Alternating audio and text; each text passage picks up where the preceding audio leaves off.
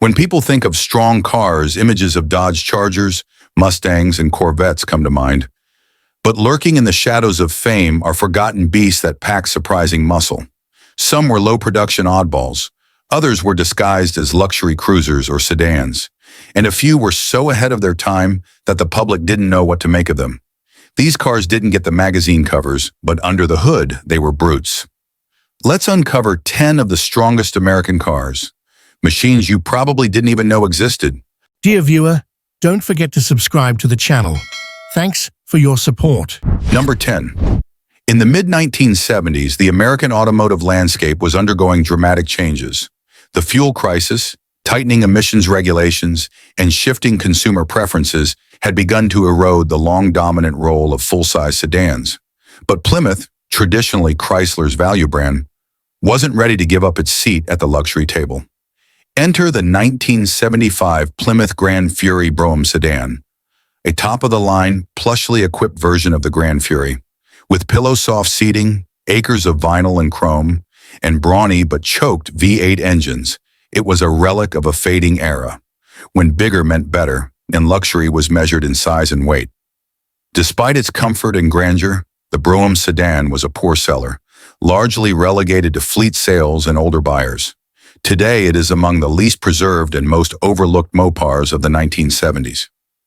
The Grand Fury name had been introduced in 1972 as the full-size successor to the premium Fury 3/4 series. For 1975, the Grand Fury continued to ride on the C-body platform, sharing underpinnings with the Dodge Royal Monaco, Chrysler New Yorker, and other corporate siblings. Within the Grand Fury lineup, the Brougham trim sat at the top, positioned as a budget luxury option, competing with the Ford LTD Brougham, Chevy Caprice Classic, and AMC Matador Brougham, offered in sedan, coupe, and wagon forms, with the sedan being the most formal and traditional. The 1975 Grand Fury Brougham sedan had all the styling cues of a peak 70s luxury car. Massive square front grille, heavy chrome bumpers, hidden headlamps optional on some Brougham models, formal roofline with opera windows and optional padded vinyl, full-length body side moldings, fender skirts, and pinstripes, a massive rear deck and slab-sided bodywork that measured over 220 inches in length. Its styling screamed quiet wealth and suburban prestige, not performance. The Brougham looked like something a local judge, bank executive, or town mayor might drive. Inside, the Brougham trim delivered exactly what the name implied. Soft, stately comfort, deeply cushioned bench or optional split front seats in velour or brocade, simulated wood grain, dash trim, chrome knobs, and soft-touch plastics. Full instrumentation was rare. Most came with sweep speedometers. Power options included power windows and locks, tilt, a telescope steering wheel, automatic temperature control, optional, AM/FM stereo with optional 8-track player. It was more of a rolling living room than a car, designed for long, slow drives and comfort, not cornering or quickness. The Grand Fury Brougham sedan came standard with large displacement V8s, but by 1975, their performance had been seriously hobbled by emissions controls and reduced compression. Available engines included 360 cubic inch V8, base engine, sluggish in a car this size, 400 cubic inch V8, popular choice but burdened with smog controls, 440 cubic inch V8, top option, still powerful, but far less potent than earlier years. Horsepower ratings, net, 400 if 4-inch 8, approximately 190 to 200 horsepower, 440 bus 8, approximately 215 to 230 horsepower. Transmission, torque flight, 3-speed automatic standard. Rear-wheel drive only, soft suspension tuning prioritized ride comfort over handling. The result? A big, slow cruiser with good torque, but uninspiring acceleration, terrible gas mileage, around 10 to 12 miles per gallon, and a numb driving experience. By 1975, buyers were no longer flocking to giant sedans, even with Brougham badges. The Grand Fury Brougham sedan suffered from rising fuel costs due to the 1973 oil crisis aftermath. Insurance surcharges for large V8 engines, shrinking demand for non-premium full-size cars. A confusing brand hierarchy, Chrysler had too many overlapping full-size offerings. Aging platform in a year when GM had just downsized their big cars for better efficiency. Worse, Plymouth's image was less prestigious than Ford or Chevrolet. While Chrysler and Dodge full-sizers had police or executive appeal, the Grand Fury often went unnoticed or into fleet service. A significant portion of Grand Fury Brougham sedans ended up in municipal fleets, highway departments, funeral homes, and executive car services. While the 440-powered Grand Fury Pursuit models found favor with law enforcement, the Brougham sedan was more likely to be a city hall cruiser, used by department heads or lent to mayors and town officials. These fleet-spec Broughams often received minimal care, and few survived beyond their auction years. The 1975 Plymouth Grand Fury Brougham sedan was a product of its time, large, soft, and increasingly irrelevant. It was Plymouth's attempt to play in the full-size luxury segment, but it arrived just as the segment was falling apart. With massive proportions, smog-choked V8s, and a rapidly aging design, the Brougham sedan faded into obscurity. It never earned classic status, never starred in pop culture, and never captured the public's imagination. Number 9, by the late 1970s, American Motors Corporation, AMC, was in survival mode. Larger competitors like GM, Ford, and Chrysler dominated nearly every segment. AMC, lacking the resources for ground-up new models, leaned heavily on facelifts, trim packages, and clever marketing to keep aging platforms alive. One such creation was the AMC Concord, introduced in 1978 as a rebadged and restyled successor to the Hornet. Meant to offer upscale appeal in the compact segment, the Concord launched with a top-tier variant, the limited sedan, featuring plush trim, velour upholstery, and formal styling cues. Though briefly AMC's best shot at a compact luxury sedan, the 1978 Concord Limited sedan quickly faded into obscurity. Overshadowed by better-funded competitors and hamstrung by AMC's reputation and budget constraints, it is now one of the rarest and least remembered cars of its class and era. The AMC Concord debuted in 1978 as a replacement for the Hornet, which had served since 1970 as AMC's compact workhorse. Instead of designing a new car from scratch, AMC reskinned the Hornet with more formal sheet metal, smoother body lines, updated front and rear ends, improved sound insulation. AMC positioned the Concord as a more premium, refined compact in contrast to the utilitarian Gremlin and sporty AMX variants. The limited trim offered from launch was designed to appeal to older buyers downsizing from full-size sedans, families wanting small car economy with big car comfort, shoppers lured by Brougham-style amenities and a compact footprint. The 1978 Concord Limited sedan was unmistakably a product of its time. While the basic structure was still the old Hornet, AMC added upscale styling touches to give it a miniature luxury car feel. Opera windows in the C-pillars, full vinyl roof with chrome trim, additional bright work on window surrounds and body moldings, color-keyed wheel covers or optional wire-style caps, unique limited badging. It was compact in size, but AMC worked hard to give it the aura of a small Cadillac Seville, with more chrome per foot than many larger sedans. The limited sedan's interior was arguably its strongest suit. AMC went all in on plushness, tufted velour upholstery with pillow-style seating, color-matched carpets and dash accents, simulated wood grain trim on dash and door panels, tilt steering wheel, power windows, and air conditioning optional.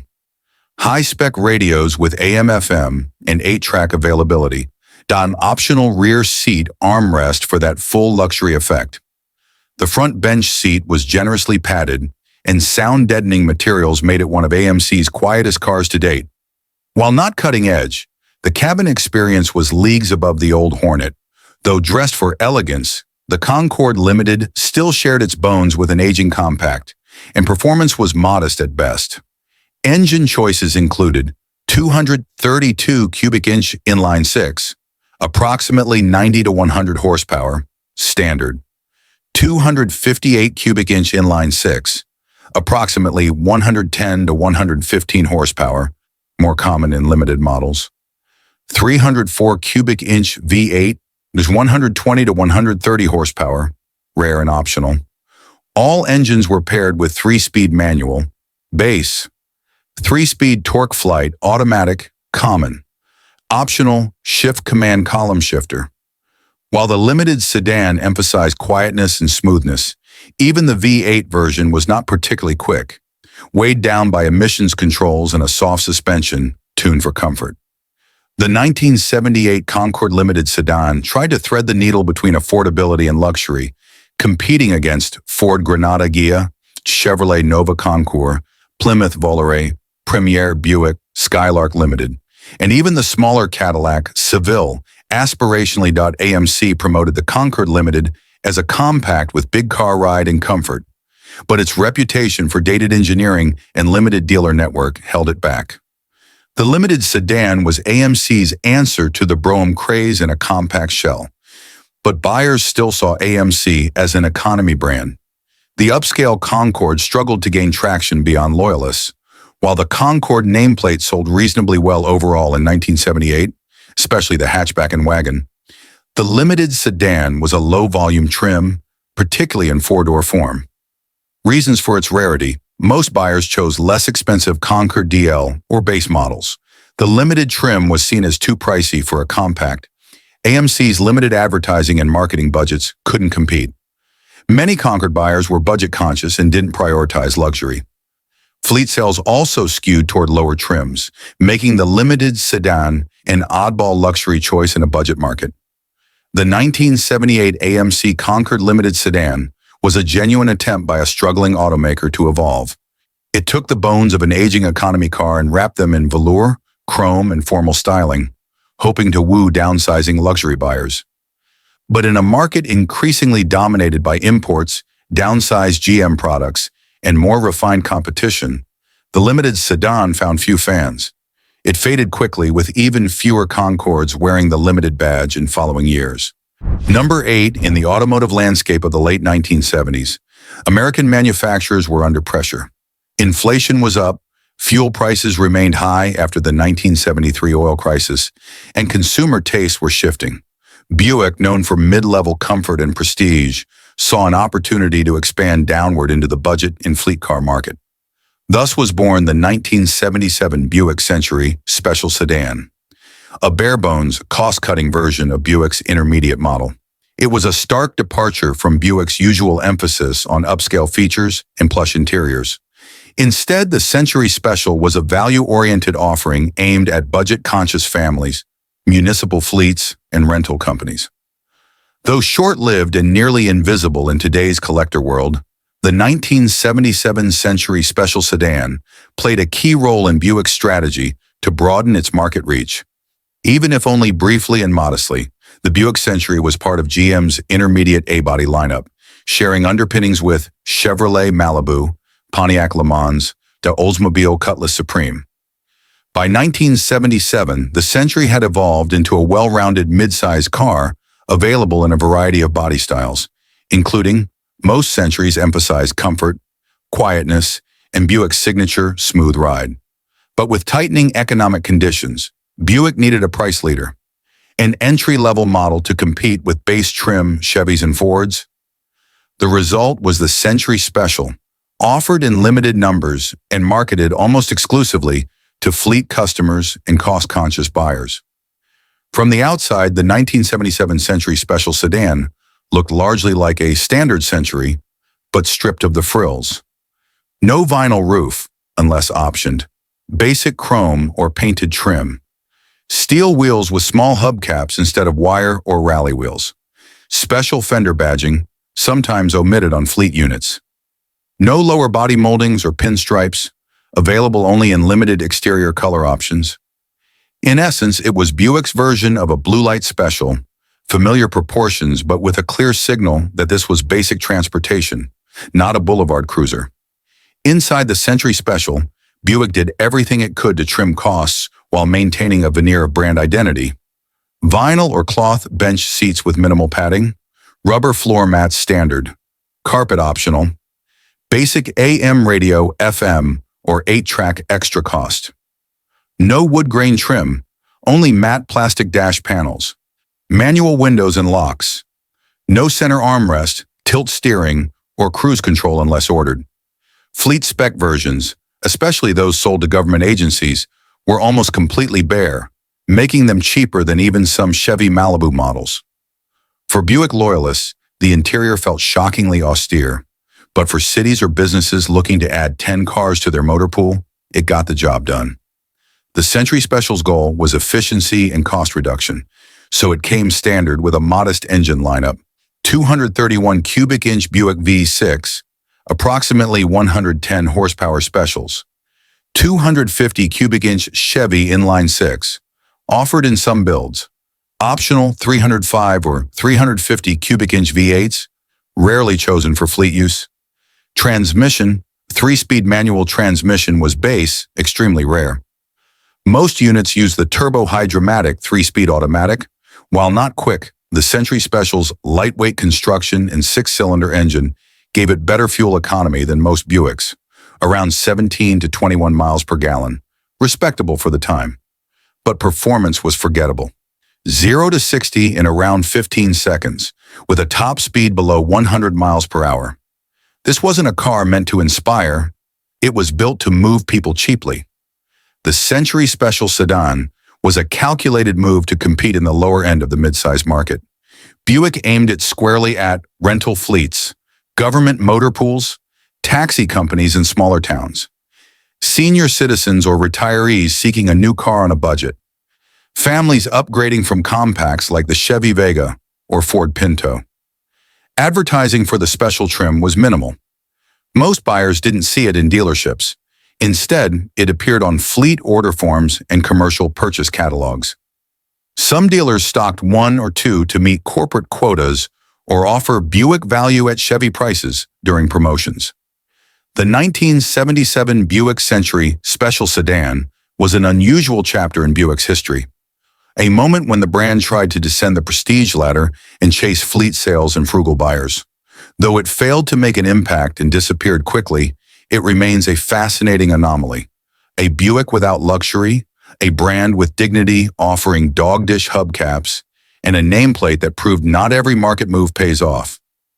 For automotive historians and obscure car fans, it's a reminder that even a comfort-first brand like Buick once tried to play the cheap game and lost quietly. By 1972, the Oldsmobile brand was firmly centered around one of the most successful names in American automotive history: Cutlass. Stylish, mid-sized, and increasingly luxurious, the Cutlass line was dominating Oldsmobile's sales charts and evolving into its own mini-brand. But not every Oldsmobile midsize was a Cutlass just yet. On the lower rungs of the lineup, far from the spotlight, there was still a name clinging to life: F-85. Once a badge of innovation in the early 1960s, by 1972, the Oldsmobile F-85 Deluxe sedan was reduced to a low-trim, budget-friendly shell of its former self. It was basic, underpowered, and nearly indistinguishable from fleet-spec Chevys or Buicks. A car that was intentionally designed to not be remembered. Today, the 1972 F-85 Deluxe sedan is a ghost in Oldsmobile history.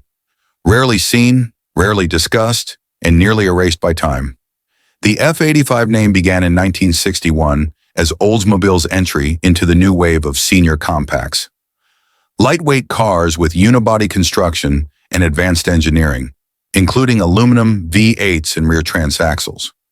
Initially praised for its innovation, the F-85 would evolve into a more conventional midsize by 1964, sharing the A-body with the Chevrolet Chevelle, Pontiac Tempest, and Buick Special.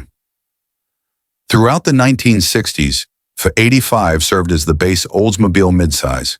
The Cutlass began as a sportier, better-equipped F-85 variant.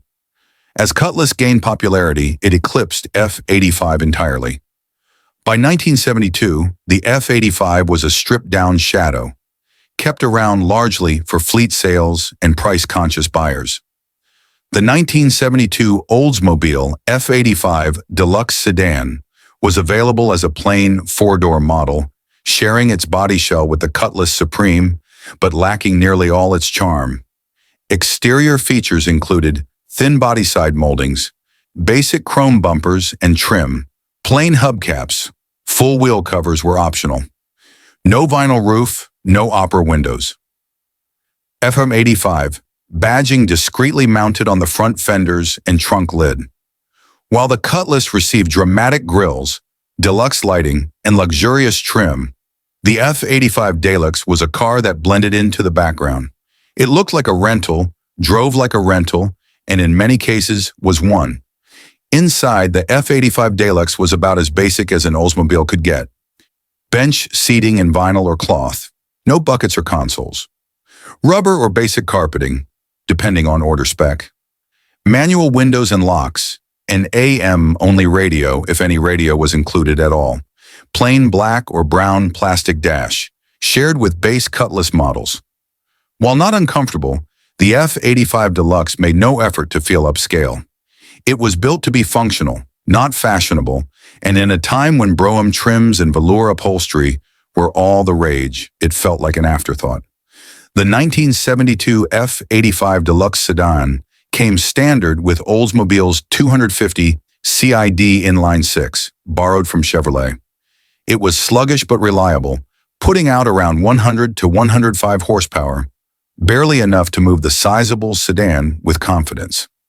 Optional engines, rarely chosen in this trim.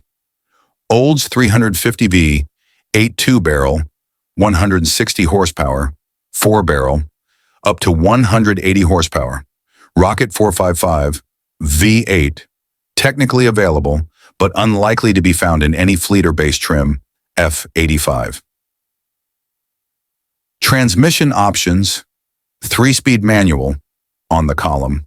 Kiddie speed, jetaway automatic, or 3-speed turbo hydromatic, most common. Most F-85 Deluxe sedans were sluggish in every measurable way.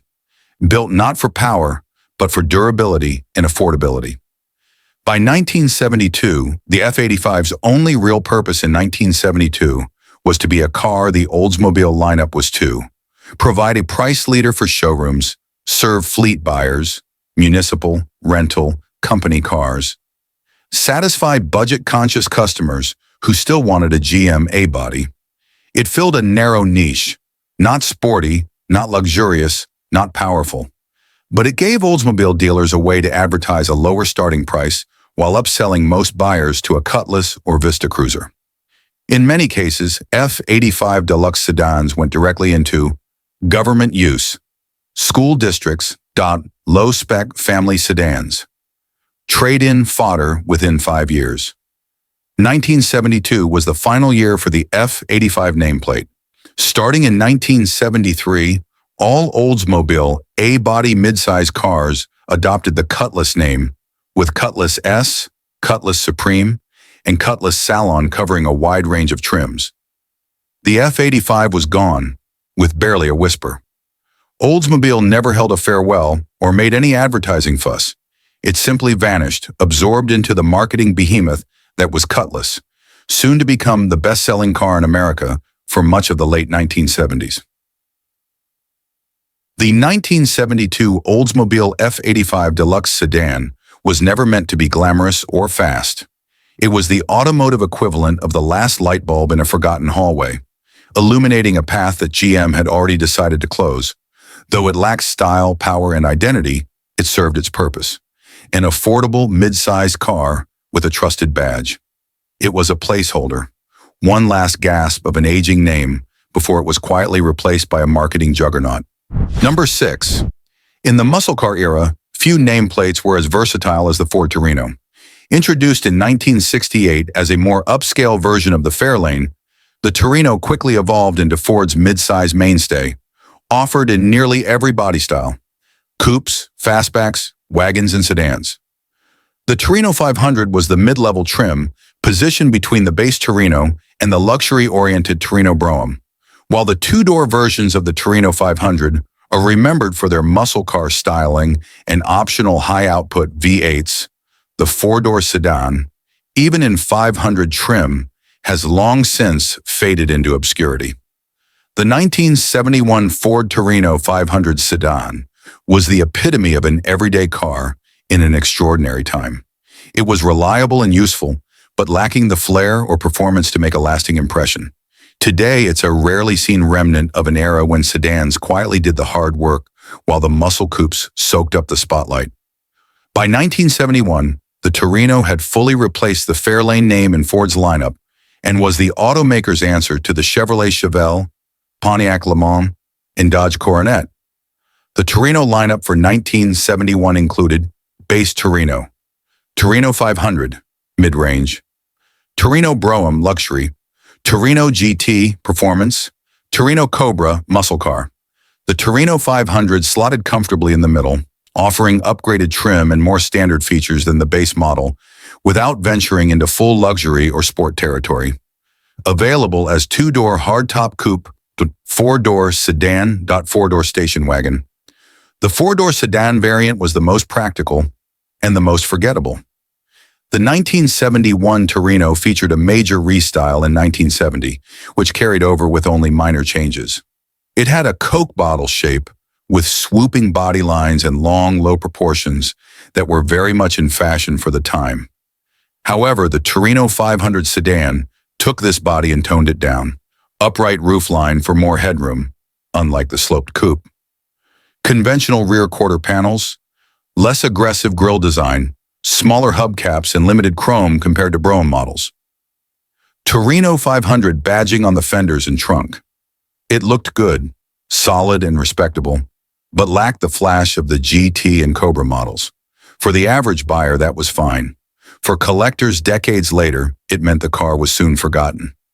Inside, the Torino 500 sedan offered a middle ground between the plain base Torino and the plush Brougham, bench seating in cloth or vinyl.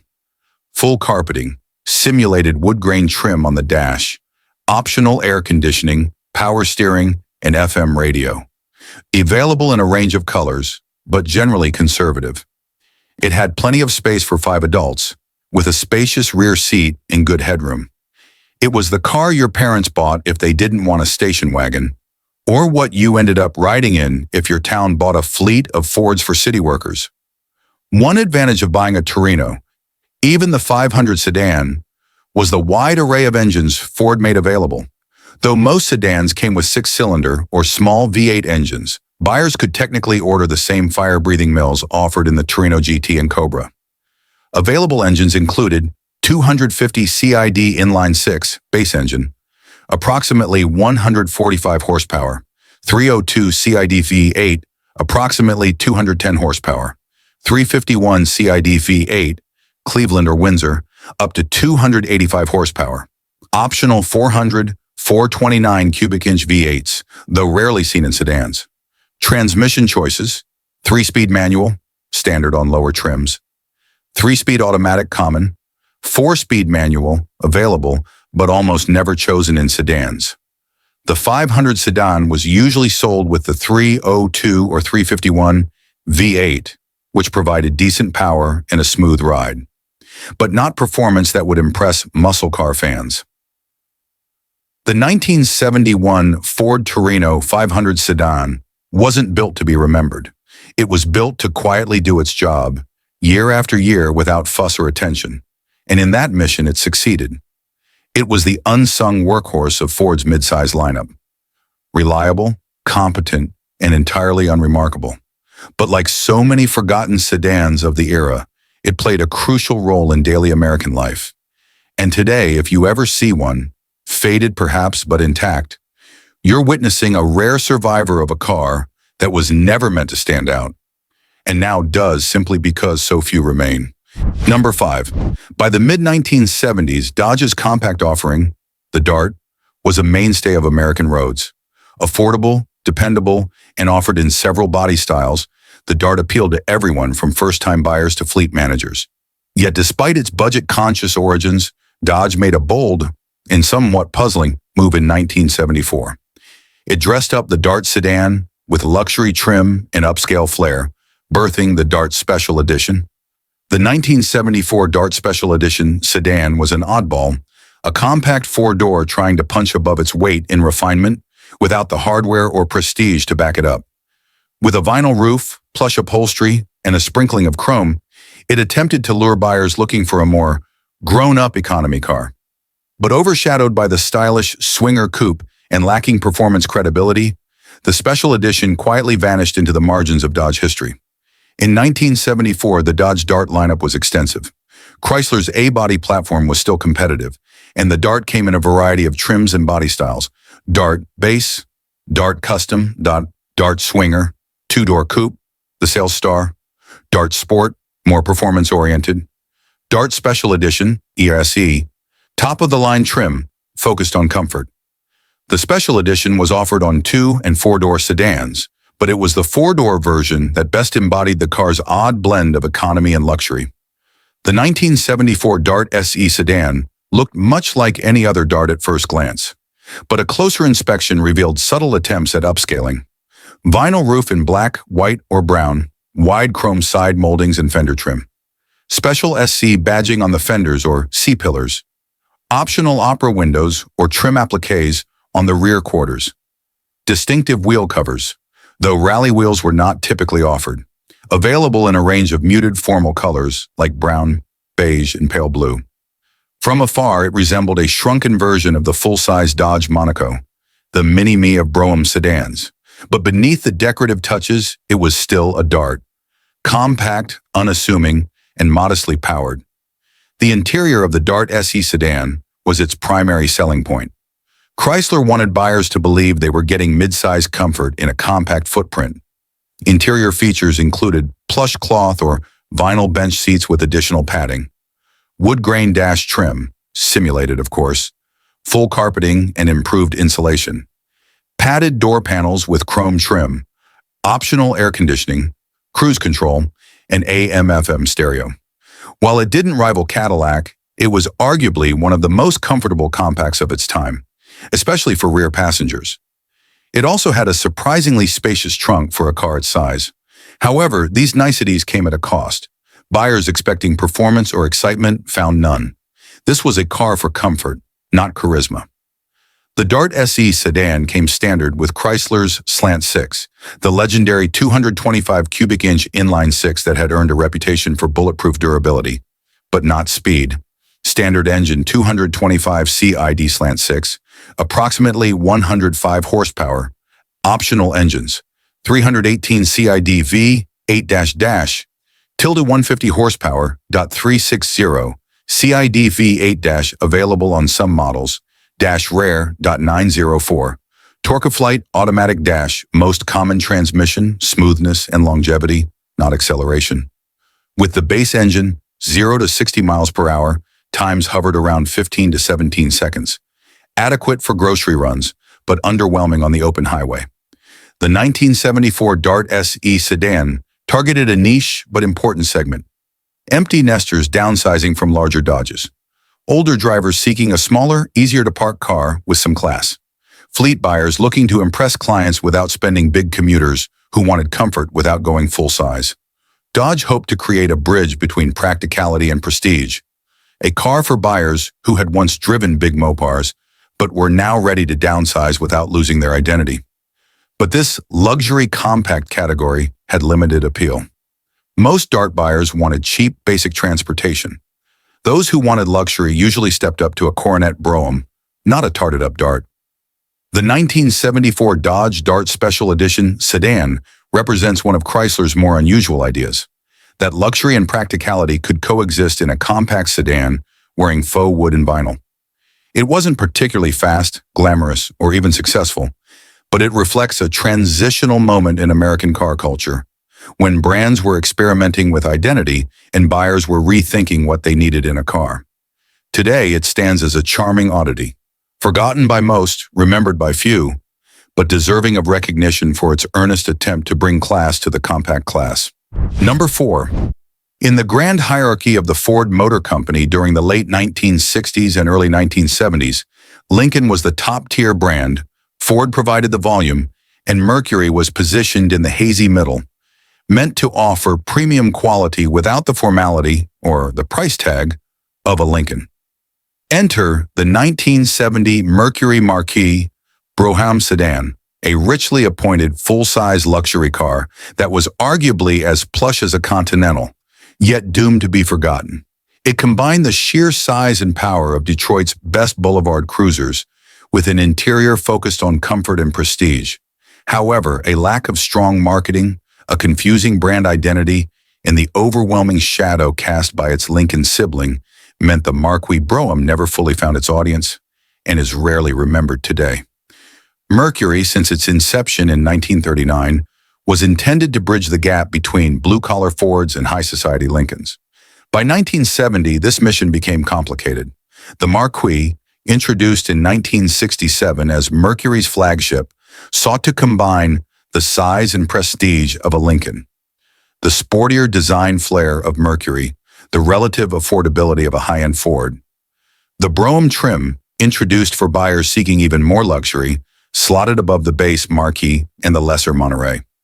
It was Mercury's answer to the increasingly popular personal luxury market.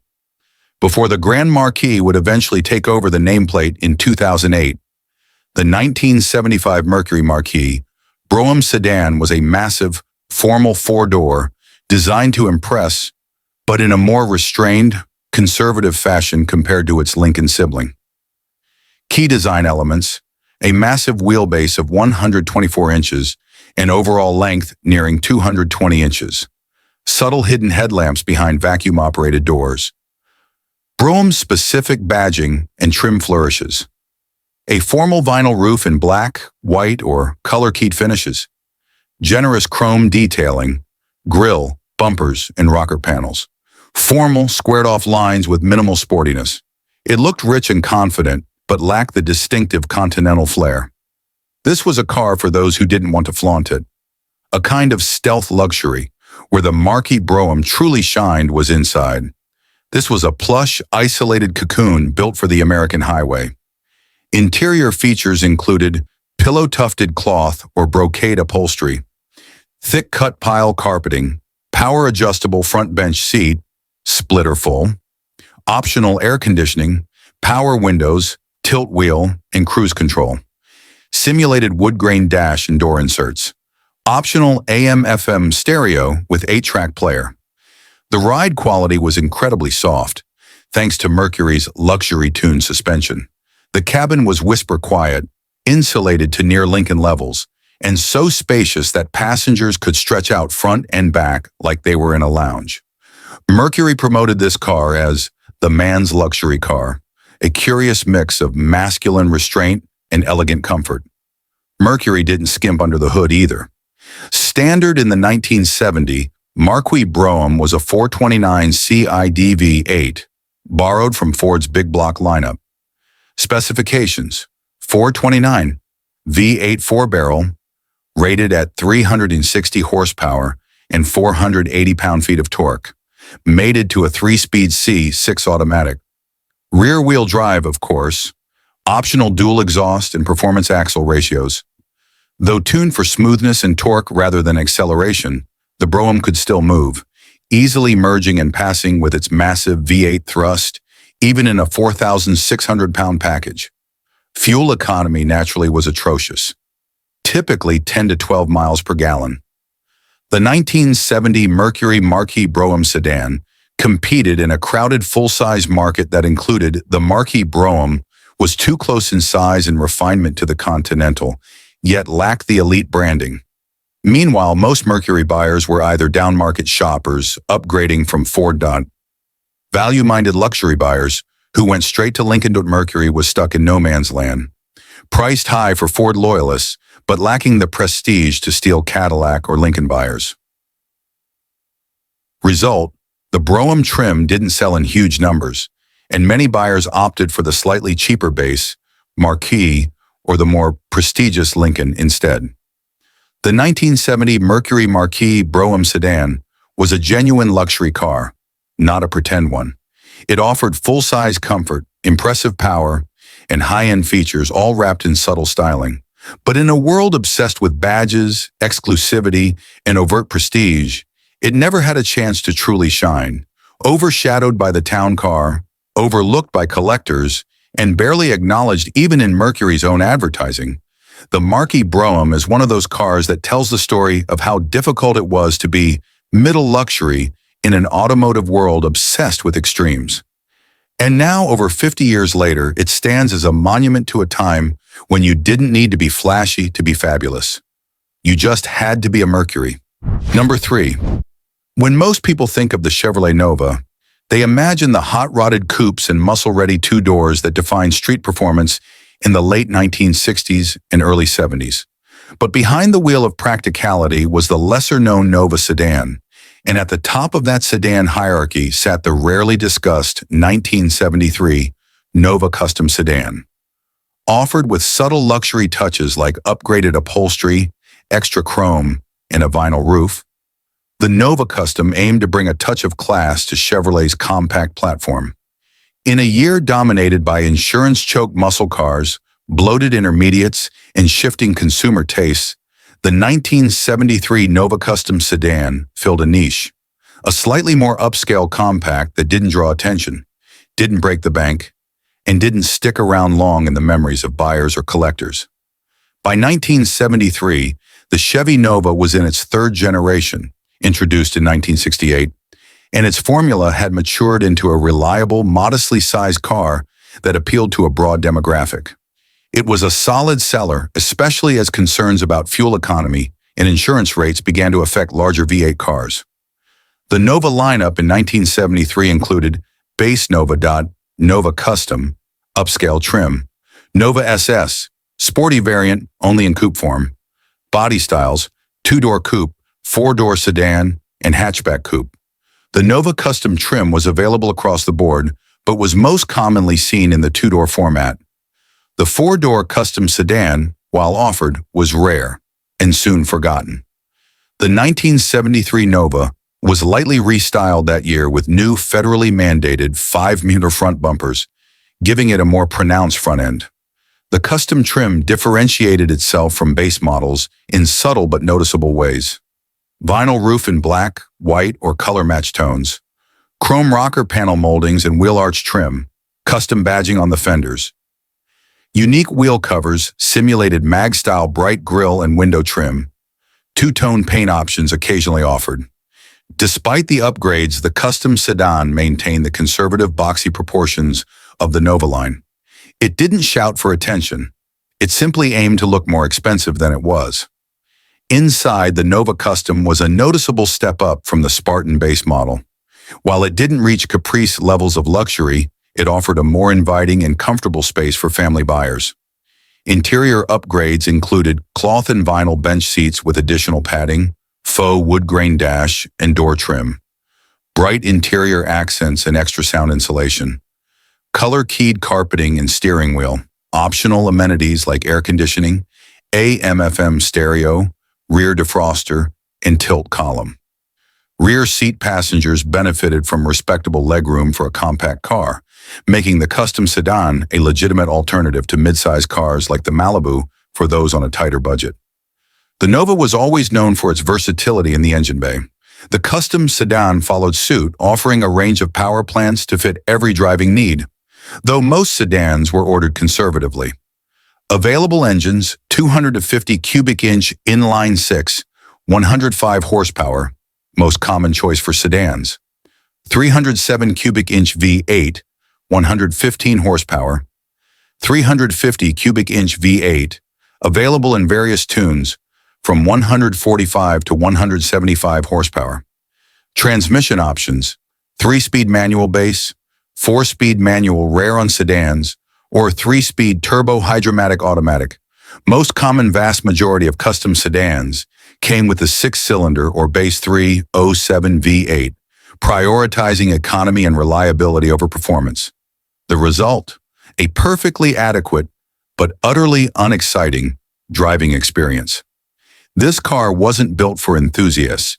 It was targeted at middle-class families needing reliable transportation, retired buyers who wanted something nicer than a base Nova but didn't need size, fleet customers who wanted a touch of class, think rental companies or small-town government, conservative drivers seeking a touch of luxury without the size or flash of a Caprice or Impala. In essence, The custom sedan was a car for people who wanted something a bit nicer than average, but who didn't want to pay much more for it. Despite being part of a best-selling line, the 1973 Nova Custom Sedan suffered from invisibility, overshadowed by the coupe models, especially the SS and hatchback. The custom trim didn't offer enough to justify the price over the base Nova for many buyers. Buyers seeking luxury opted for larger models like the Impala or Caprice. Four-door sedans weren't seen as collectible, so few were preserved. Many were sold into fleet duty or to older buyers and driven until they rusted out.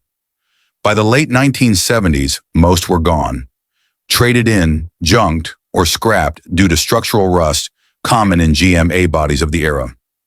The 1973 Chevrolet Nova Custom Sedan was never meant to be legendary. It was built to fill a small but important role, a comfortable, modestly stylish, and slightly upscale compact car for everyday people. It didn't race, it didn't roar, it didn't star in movies, but it transported millions quietly and capably, and then slipped into history with little fanfare. Number 2. By 1976, the American auto industry was struggling to find its footing amid new realities: emissions regulations, rising insurance rates, and, most of all, the lingering trauma of the 1973 oil crisis. Yet even as GM, Ford, and AMC began preparing for a future of lighter and smaller vehicles, Chrysler's Dodge division doubled down on size and luxury with its largest, most lavish offering, the Royal Monaco Brougham sedan. As the top-tier Dodge model, the 1976 Royal Monaco Brougham was a full-blown land yacht, dripping with chrome, covered in padded vinyl, and stuffed with every imaginable comfort feature. Unfortunately, it arrived at the wrong time. Consumers were downsizing, gas prices were high, and public perception of excess had begun to shift. As a result, this massive sedan, once intended to be Dodge's prestige player, ended its run largely unloved and largely forgotten. The Royal Monaco was introduced in 1974 as the successor to the Monaco Brougham, and it served as Dodge's top-of-the-line full-size offering. Built on Chrysler's C-body platform, it shared architecture with other large Mopar sedans like the Plymouth Grand Fury and Chrysler New Yorker. In 1976, the Royal Monaco Brougham represented the final year Dodge would offer a true full-size sedan with unrestrained luxury and scale. The 1977 Royal Monaco would shift to a downsized B-body platform, leaving the 1976 version as the last of the big Dodge C-bodies. There was no mistaking a Royal Monaco Brougham on the road. It was long, low, and unapologetically wide, with proportions that belonged more to the previous decade than the downsized future. Key exterior features included overall length, a massive 225.7 inches, distinctive hidden headlamps with vacuum-operated covers, padded vinyl roof, standard on the Brougham trim, full-length chrome body moldings and rocker panel accents, Brougham script badging and optional opera windows, color-keyed wheel covers or optional Chrysler wire wheels, large chrome bumpers with 5mm guards front and rear. Despite being visually imposing, the Royal Monaco Brougham wasn't flashy. It aimed for traditional conservative luxury. It was the kind of car a retired executive, judge, or upper-level city official might drive in 1976, before switching to a Lincoln or Buick. Inside, the Royal Monaco Brougham was the embodiment of 1970s American comfort. Designed to isolate passengers from the noise and chaos of the outside world, the cabin was plush, padded, and whisper quiet. Interior highlights: pillow-tufted velour or brocade upholstery, vinyl optional, thick carpeting and underpadding for noise insulation, power bench seat, split or full width, simulated wood grain dash and door panel trim, standard power windows and locks, optional climate control air conditioning, cruise control, and tilt wheel, optional AM/FM stereo with 8-track player or CB radio. Passengers enjoyed ample headroom and legroom, especially in the rear, where the wide doors and upright roofline made for easy entry and exit, a key appeal to older buyers or chauffeured use. The Royal Monaco Brougham sedan was built to move with authority. though not necessarily with efficiency. In 1976, it came standard with a big block V8, and there were multiple power options, all mated to a 3-speed torque-of-flight automatic. Available engines: 400C IDV8, 2-barrel, 160 HP .40 CID Brougham, 8 4-barrel, approximately 190 HP .440 CID Brougham, 8 4-barrel, 205 horsepower, optional, police spec power available. Despite the numbers looking weak by today's standards, the torque from these engines made for a smooth, commanding drive. The ride was soft, the steering was over-assisted, and the suspension wallowed. But that was exactly what buyers wanted in a luxury cruiser. Unfortunately, gas mileage hovered in the 8 to 12 miles per gallon range, even in ideal conditions. The 1976 Dodge Royal Monaco Brougham sedan was a monument to American automotive excess, a luxurious, overbuilt, and overfed sedan that refused to acknowledge the changing world around it. It was too big for urban parking, too thirsty for post-oil crisis budgets, too conservative for evolving style trends. And yet, in its own way, it was glorious. A final salute to the age when bigger really was better. Today it survives in tiny numbers, but those who've preserved one understand its value, not in collectability, but in character. The Royal Monaco Brougham was a king-sized car for a disappearing class of American driver. Number 1. As the 1970s came to a close, the American car market was in the middle of an identity crisis. The full-size land yachts of the early decade had given way to downsized platforms, rising fuel prices, and federal emissions regulations. In this new landscape, compact sedans were the future. But Detroit still hadn't figured out how to blend economy with excitement. The Mercury Zephyr Z-7 sedan of 1979 was one of Ford's stranger experiments. A car that combined the boxy practicality of a 4-door compact with the superficial muscle trimmings of a sport coupe. Based on the Fairmont platform and often overlooked even in its more common coupe form, the 4-door Z-7 is one of the rarest and most forgotten performance-themed sedans of the Malaise era.